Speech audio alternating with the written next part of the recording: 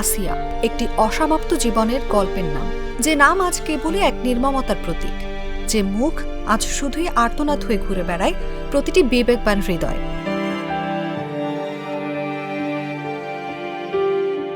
যাকে হারানোর যন্ত্রণায় কেঁদেছে গোটা বাংলাদেশ, সেই আসিয়া ধর্ষণ ও হত্যা মামলার রায়ের অপেক্ষায় ছিল গোটা জাতি। অবশেষে অভিযোগ গঠনের 12 কার্যদিবসের মধ্যে বিচার শেষে 4 দিনের মাথায় এলো কাঙ্ক্ষিত রায়। হত্যা মামলার প্রধান আসামি হিটু শেখকে মৃত্যুদণ্ড দেন আদালত, বিচার বিভাগের ইতিহাসে যেটি দ্বিতীয় নজির।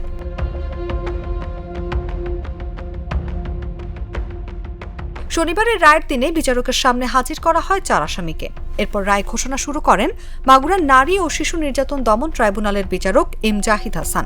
রায় প্রধান অভিযুক্ত আসিয়ার বোনের শ্বশুর হিটু শেখকে মৃত্যুদণ্ড ও 1 লাখ টাকা অর্থদণ্ড দিলেও ভয়ভীতি প্রদর্শন, আলামত নষ্টের অভিযোগ প্রমাণিত না হওয়ায় খালাস দেওয়া হয় আসিয়ার বোনের স্বামী ও ভাসুর এবং শাশুড়িকে।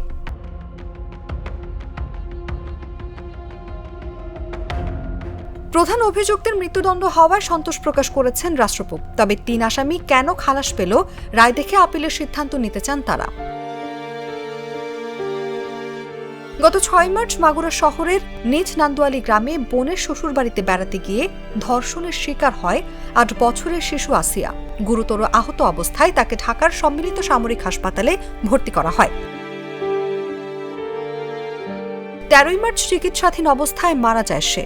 ঘটনার পর দেশজুড়ে মানুষের মধ্যে তীব্র ক্ষোভ ছড়িয়ে পড়ে। তবে রায় ঘোষণা হলেও এখনো দণ্ড কার্যকরের বাকি 2 ধাপ, সেটিও দ্রুত শেষ করতে রাষ্ট্র উদ্যোগী হোক, এমনটাই প্রত্যাশা সবার। অনুভা বিশ্বাস, জাগো নিউজ।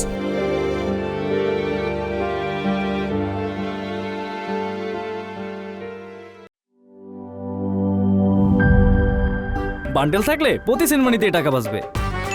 বিকাশ সেনমানি বান্ডেল কিনে জিতুন প্রতি লেনদেনে।